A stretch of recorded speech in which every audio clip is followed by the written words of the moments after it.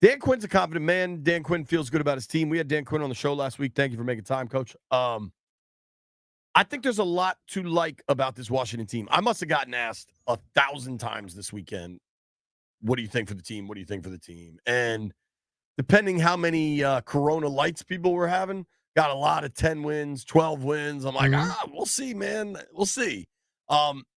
Clearly, though, and I think the last maybe 10 days since the Jahan Dotson trade, especially, like Quinn and Peters are focused on the long term. Dan Quinn said, I put together a coaching staff that is focused on development. You don't usually hear that from a coaching staff side of things. And then you look at all the former head coaches and coordinators that are on this staff, and it's legitimate. Whatever the schedule is, DQ says they're ahead of it. Okay.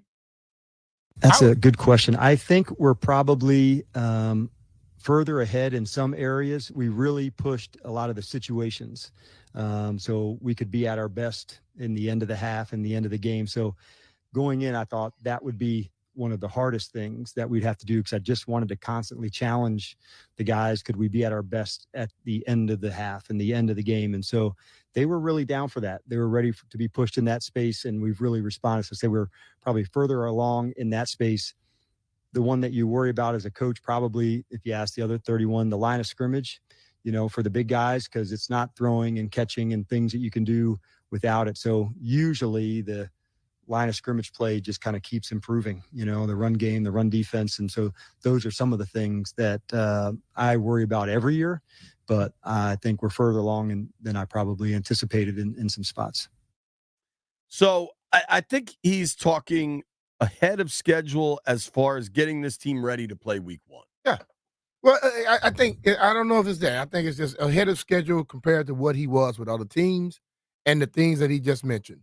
When he talked about the end of the half, end of the game, he's talking about 2 minutes, protecting the ball, holding on to it. And I think all of that was able to happen because offensively you have a young quarterback who basically seems to be light years ahead of other quarterbacks at this moment. And not necessarily in his play, because we haven't seen him really play, but the way that he handles information, that digests it, and the way he could go out there and just do what they expect him to do. As a defense, you also have a young guy who's going to be in the game win. Looking at Mikey Sarenstill. He's going to be around when you have nickel going on and things of that nature, to be trying to worry about somebody's slots and all that. But he is so damn smart. He's calling, he's going to be one. Before it's over with, Mikey Sarenstill will be calling some of the defense. I think if Bobby Wagner wasn't here, Samerstill might already be doing it. Yeah. But because you have a veteran like Wagner, I think, and I think part of signing a guy like Wagner is to bring in somebody immediately that kind of takes over. Yeah. The thing, I think you're right about Jaden. I think they've been so impressed by Jaden that maybe they do feel like they are ahead of where they could be. Well, see, I think it's this, Jay. Coaches, just like when we sit up here and we put out calls to our fans, we ask them, what's your expectation? The coaches understand when we're putting together a team, and Dan has been doing this for a long time, this seems to give us the most problems. Okay? So, but they realized they had enough veteran people around to pick up all the easy stuff. So he decides, I'm going to move up to some of the things that are normally a little difficult for us. So he jumps up to the things that are more difficult, and they started picking that up. So maybe it's just because of those things that he's implemented things already that ordinarily you haven't already implemented. The thing that I think is fair that he mentioned is the line of scrimmage stuff. Yeah. And I think in two capacities. Like, I'm not saying these guys can't get it done, but what I know is we haven't seen the projected starting offensive line yet. Because when Coleman, the rookie Brandon Coleman, the second rounder out of TCU, when he was starting to emerge as that left tackle option, Wiley was hurt. And then Coleman got hurt and Wiley's back. So I think it's quite possible Sunday's starting offensive line is Lucas at left tackle and Wiley at right tackle. The interior is pretty cemented. Yeah. With Allegretti, Biotish, and Cosme.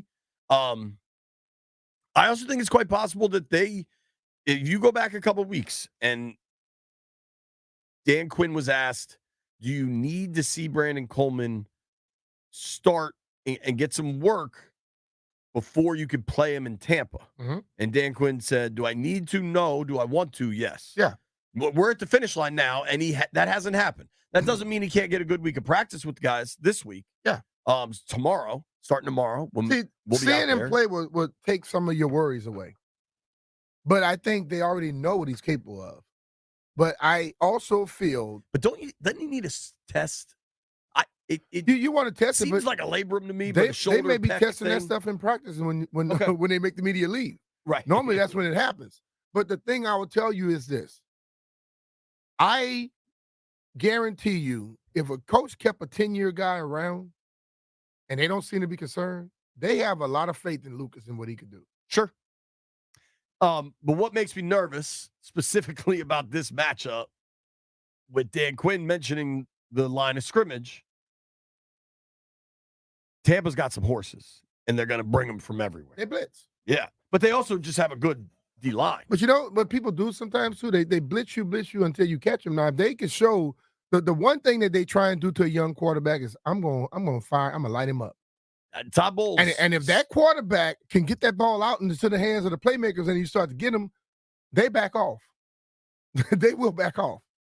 And then it plays to you because their strength is the great D-line and the multiple looks that they come on defense with. But if you show them that I'm ready for this, now they have to settle down a little bit more, which takes them out of their norm or what they're good at. Two players to me you really got to watch in this game defensively. Vita Vea. Yeah, Vita, that's Vita, not Penny. Same Polynesian. Yeah. Vita Vea is a beast in the middle of that. Bruh. And then Antoine Winfield Jr. on the back end of that defense. Not the biggest dude in the world. He'll knock your block off. But he's a bad dude. Yeah. He's a real player. And that's who Mikey reminds me of a little bit. I can see mindset wise. Yes. Yeah. I think Mikey can really cover, and I don't know. Winfield is more of like a pure safety in that aspect. But have you watched the Michigan documentary on Connor Stallions yet? Mm-mm. You should. If you're chilling at home, got nothing to do, it's on Netflix.